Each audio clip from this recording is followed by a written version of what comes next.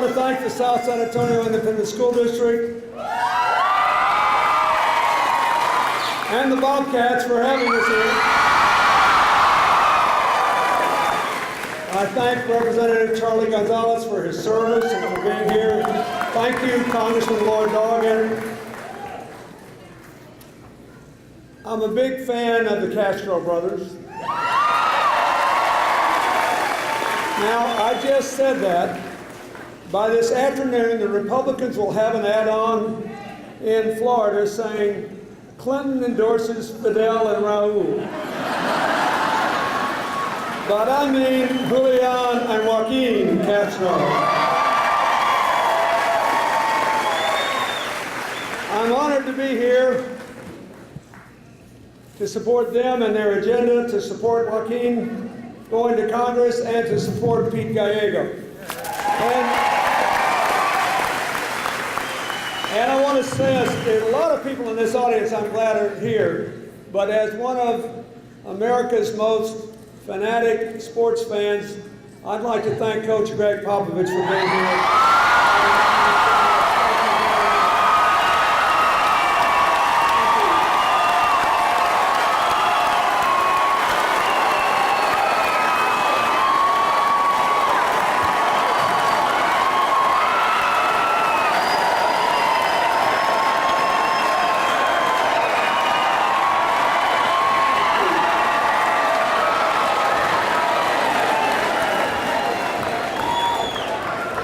Now, when I get home to New York, I will hear it from the Knicks. I will hear it from the Nets. But I can't help it. I think he's wonderful. I know you do too.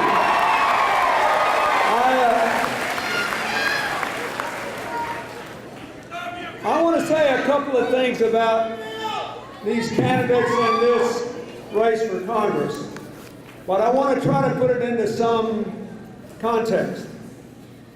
If you look at the campaign that's being run against Pete Gallego, it's your basic standard Tea Party deal. The government would mess up a two-car parade, and God is on my side. Isn't that basically what they're saying? I don't want to get into a religious dispute, but the Bible that I read says that the only time Jesus got really angry was when he had to run the money changers out of the temple. He did not believe that church and state would be mixed. They always say they represent the original intent of the framers of the Constitution. They would be appalled by anybody trying to use any religious image to advance a particular candidate's agenda. Nobody owns God, nobody owns the flag, nobody owns love for America. The question is who's right and who's wrong. Pete Gallego is right for San Antonio and for America and for the future of this country. You know, I think it's because he had a lot of real jobs. Because he did not only work his way through college, he was a prosecutor. And when you're a prosecutor, you have to win on the evidence. You can't win on ideology. You actually have to show proof. He helped to create a law to establish a DNA database so there would be proof, and innocent people would not go to jail, and guilty people could be proved guilty.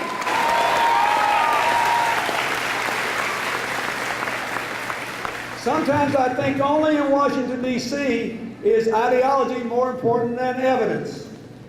But in your life, the evidence matters, and you should send an evidence-based candidate to the United States Congress. You should elect Pete Gallego.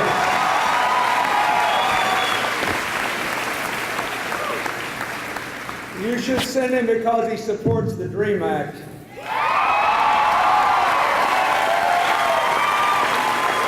You should send him because he supported President Obama when he said young people who were brought here as children, who weren't documented, who wanted to go to college or serve in the military should be able to stay here and serve their country.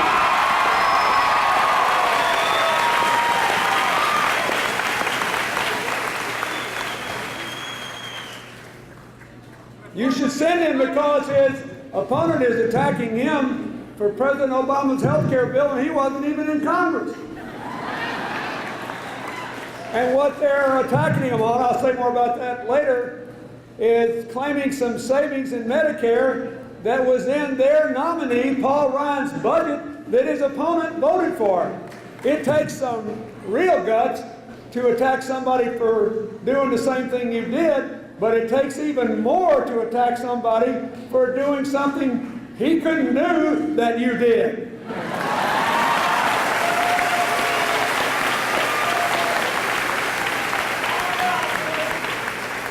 Now, I want to say something about Joaquin Castro.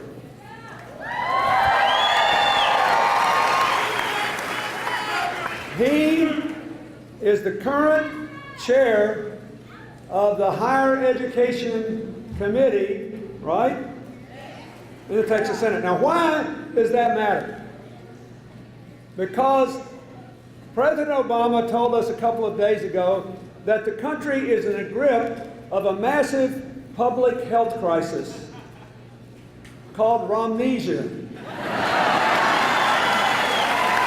And that there is this virus spreading across America, infecting our brains, designed to make us forget everything that was said in the Republican primary for the last 2 years. So that the current campaign goes something like this. Hey, vote for me, I fix things. Obama, oh yeah, we left him a mess, but it's not all fixed, so vote for me. Okay, where's your budget? Don't worry about that, forget about the details, I fix things. But President Obama has a budget and the numbers add up. Oh, well, I fix things. But we just had the biggest one-year drop in unemployment in 17 years. But I fixed things. But these two totally non-political expert economics groups just said if we don't mess up what he's doing, we'll get 12 million jobs in the next 4 years. Well, that's why I promised you 12 million jobs. I want credit for what he did. I fixed things. Now we're laughing. Let's talk about what is not in dispute. The things that this public health epidemic still hasn't called into dispute. And why both a Congressman Castro and a Congressman Gallego are important to the young people in this audience. One of the most important reforms passed in the last 4 years that nearly nobody knows about, that disproportionately affects Latinos all over the United States, is a dramatic improvement in the student loan reform. And this is why, and every American should care about this. You know why? Because from World War II through the end of my service, America ranked first or second in the world in our percentage of young people going to college, and first or second in the world with percentage of young people getting degrees. So it got harder. Everybody figured out that made us rich, so they're trying to do it. That's fair. And we have more first-generation immigrants, and we have more challenges, so you could expect if little countries decided to do what we did, well, their percentages might be a little higher. But we have fallen to 16th in the percentage of our young people getting degrees. Although we're still near the top in the percentage of our young people who go to college. And you know why, don't you? Because it costs so much and people are scared they can't borrow any more money and they're scared they'll never be able to repay it. Now, here's the old system that Barack Obama and the Congress changed. That Mitt Romney has not changed. This is one thing, it's not like the budget. He didn't hide this. He wants to repeal it. Okay, so this is a clear choice that affects your life, the life of every person in this room, directly or indirectly. The old law gave $60 billion over 10 years to subsidize banks to make loans to students. And the loans were reasonably high interest rates, and then you could repay them or not, and if you didn't, you defaulted. And the government would give 90% of the money back to the banks, and they gave them a fee to pay the loans. When I was president, I said, I don't like this. What if we loaned the money directly to the schools? They gave the money to the kids at lower cost, and the kids got to pay it back as a percentage of their income. Just in the schools where we did it on an experimental basis, the average student saved $1,300 repaying every $10,000 they borrowed. And so they saved $9 billion, and the taxpayers saved $4 billion, because young people are honorable. When they get a degree and they know it empowers them, they pay their loans back if they can. So President Obama said, let's do this nationwide. And they did, and that is the law. And here's what's going to happen. Here's what's going to happen. Now you listen carefully. People don't know this, and this affects your life. So next year, everywhere in America, this will be the law on federal student loans.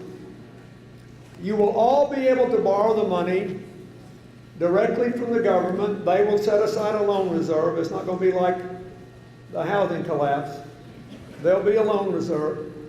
The loans will be at lower interest, but most important, every one of you who borrows money will have the absolute right to pay that loan back as a low fixed percentage of your income for 20 years.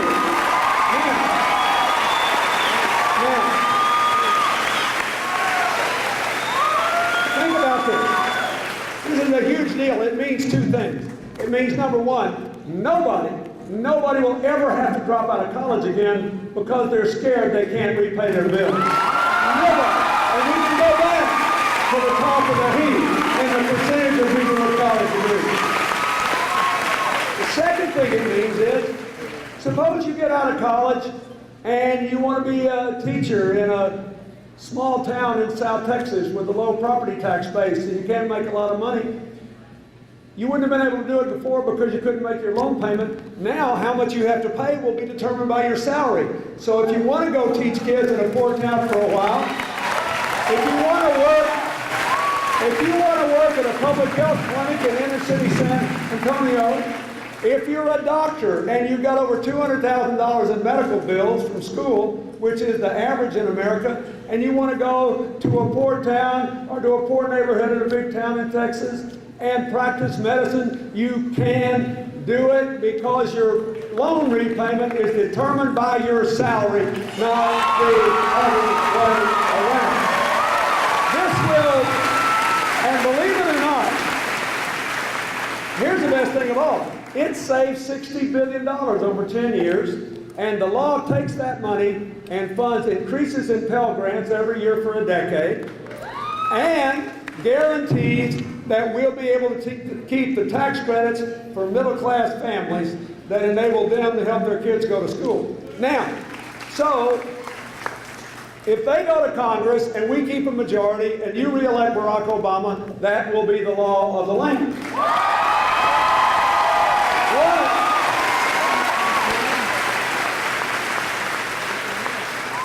What does the president's opponent propose to do?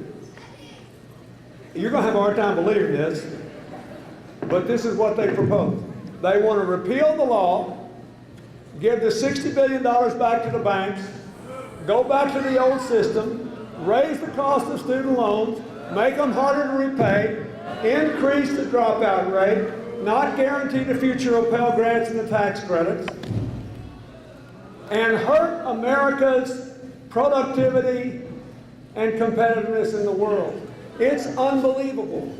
And this is one thing that there's been no attempt to gloss over. They're going to give that money back to the banks and take it away from the kids and undermine the future of Americans, and it will disproportionately affect Hispanic Americans in every state in this country, but all of our children will be affected and our entire economy will be affected. On that grounds alone, you should vote for Joaquin Castro and Pete Gallego and Barack Obama.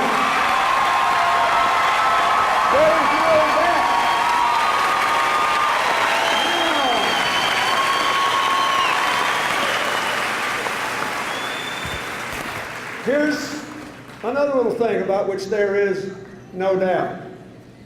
Big reason to vote for a Congressman Castro and a Congressman Gallego.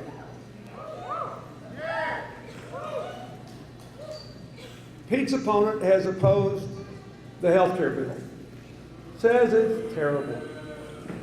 And one of the things that the outbreak of Romnesia has not made us forget is that Governor Romney wants to repeal this health care bill and talks about how terrible it is. So let's just run down memory lane here and look at the facts. Here's what's happened since this terrible health care bill took law. And here's why they want to repeal it. The law says that 80 to 85% of your health care premium has to go to your health care, not to profits or promotion. What has happened? What has happened? In the very first year this has been the law, insurance companies have refunded $1.3 billion to policyholders. In Texas, 1.5 million Texans have gotten $167 million in refunds on their health insurance premiums because the insurance companies couldn't keep more than 80 to 85% they had to put into health care. They couldn't keep the rest of the profit. For the first time in 50 years, 50 years, health care inflation has been under 4% for 2 years in a row. 3 million young people under the age of 26 are insured for the first time because they can be on their parents' health insurance policy. 3 million. Now, I don't know about you, but I think repealing that is a really bad idea. And what they don't tell you is the worst thing we could do is to go back to the old system. We're spending almost 18% of our income on health care. No other big rich country spends more than 11.8. That's just numbers, right? You know how much money that is? $1 trillion a year. Trillion, not billion. $1 trillion we spend on health care we would not spend with any other country's health system. Last week, big headline in USA Today. Wages held down because employers have to spend the money that would go to pay raises on health insurance premiums. Pete Gallego's opponent, he wants to go back to that system. He'd rather the insurance companies have the money than the working people of Texas. Pete Gallego would rather the working people of Texas be able to get both a better health care system and a pay raise.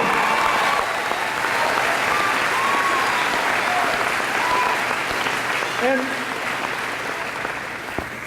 let me just say, there's one or two other things that Romnesia cannot erase. There's this budget deal. Can you imagine it? He says the president's run out of new ideas. He said, vote for me, here's my new idea. I'll cut taxes for the middle class and small business. Barack Obama cut taxes for the middle class an average of $3,600 and cut small business taxes 18 times. Doesn't sound like a new idea to me. Vote for me and I'll double exports. In the first 4 years, in the middle of a miserable economy, we've increased exports 45%. It's the biggest percentage of our GDP it's ever been. And he says, vote for me and I will find a way. I don't want to cut taxes for wealthy people. I'm not trying to help Bill Clinton and Greg Popovich.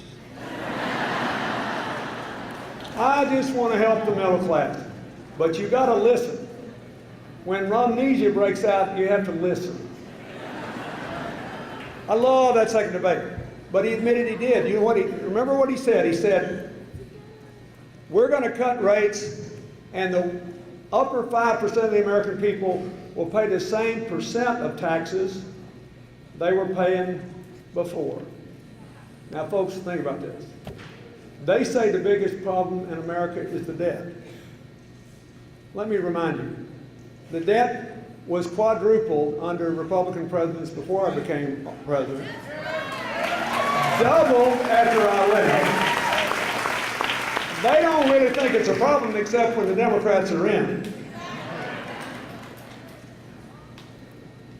But listen to this. Now they think nobody who ever went to high school here remembers the first thing they learned in arithmetic. Think about that. If you cut middle-class taxes, and I'm still paying 60% of the load, what I was paying before, I get 60% of the tax cuts.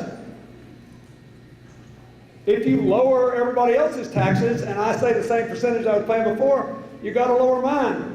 And since I had 60% of the burden, I get 60% of the tax cuts. That's what they have promised. And Mr. Ryan, in his debate, admitted they had no idea where they were going to make up the money. He didn't say that. Here's what he said. He said, yeah, I know we're going to cut taxes $5 trillion over a decade, but we think this debt is terrible. And we have identified $1 trillion that we can get back by eliminating deductions corporations get and lowering our rates. He's right about that. That's the president's proposal. We ought to do it. That's fine. That's $1 trillion against $1 trillion. Fine. Then he says, and we have identified another $1 trillion in personal deductions that wealthy people take we could get rid of. Now, keep in mind, here's their proposal. We're going to cut $5 trillion. We're going to make $2 trillion of it up by repealing deductions. That leaves 3. 5 minus 2 is still 3. They cannot repeal arithmetic. No matter how foggy-headed I get, 5 minus 2 still leaves 3. So they say, the biggest problem in the world is our debt. Hire us. We will dig the hole $3 trillion deeper, and then we'll figure out how to fill it in. Well, tell us how you're going to fill it in. See me about that after the election. I fix things. Don't bother me about the details. How are we supposed to take this seriously? This is a campaign of new ideas. It certainly is. It is a new idea that a person could run for president as a businessman and a fixer and be the only candidate in a race that will not give us a budget with numbers that add up and expect people to vote for it, saying that this is the #1 problem. Now, there are other alternatives. If you cut everybody's taxes and you dig the hole $3 trillion deeper, the other alternatives are to blow up the debt. And if you don't want to do that, you got to gut the budget. Gut it. That's what the Ryan budget did, that Governor Romney has endorsed. Now, Mayor Castro has this initiative on the ballot here for preschool education, right? And this is a huge deal because children develop a lot of their brain framework before they ever go to school, before they ever go to kindergarten. You can increase their capacity to learn dramatically if you have the right preschool program. When I was president, we had the first aggressive pre-kindergarten funding effort. We dramatically increased Head Start, and we did a lot of other pre-kindergarten programs to deal with early childhood education. That will help what the mayor wants to do. It will reinforce it if the money's there.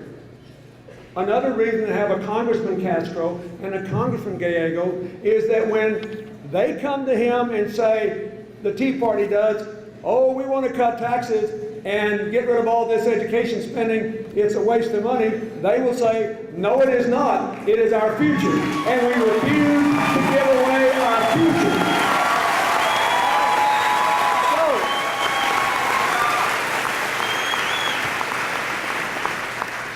You got to decide. This is about whether you think a political philosophy that says we're all in this together is better than you're on your own. Whether you think an economic philosophy that strives for shared benefits and shared responsibilities is better than trickle down. Just give it to the top and know it'll work out a lot. Whether you think evidence is way better than ideology as a basis for making decisions. And whether you think budgets are made better with arithmetic or illusion. That's what this is about. Look, this country is coming back. We've got manufacturing job growth for the first time since the 1990s.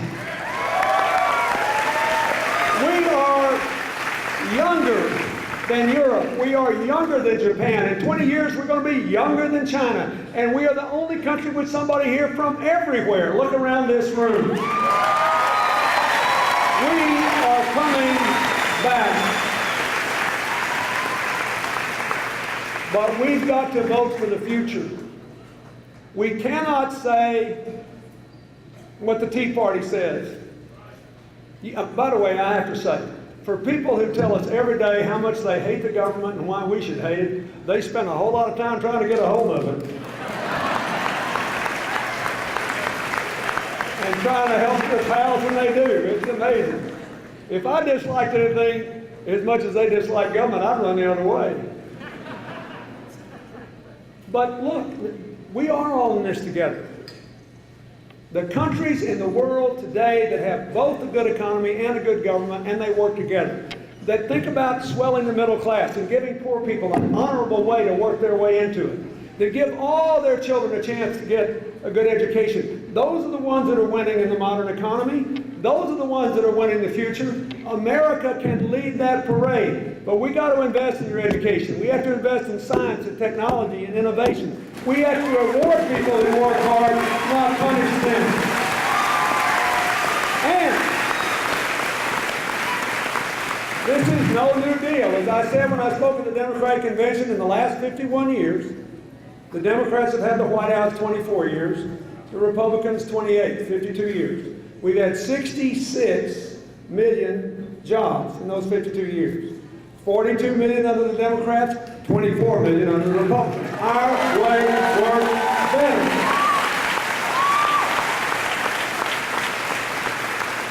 The stock market has grown more under the Democrats than the Republicans. Corporate profits have grown up. Wealthy people do better when there are working people who have jobs, and poor people can earn a living and educate their children, and they have money to buy things that lifts us all. That's what this is about. Now, you're going to determine this election. You and the people who aren't here. And you're going to determine it by both how you vote and whether you vote. There is no doubt in my mind that if every single person in Texas who was eligible to vote registered and voted, this would be a Democratic state today.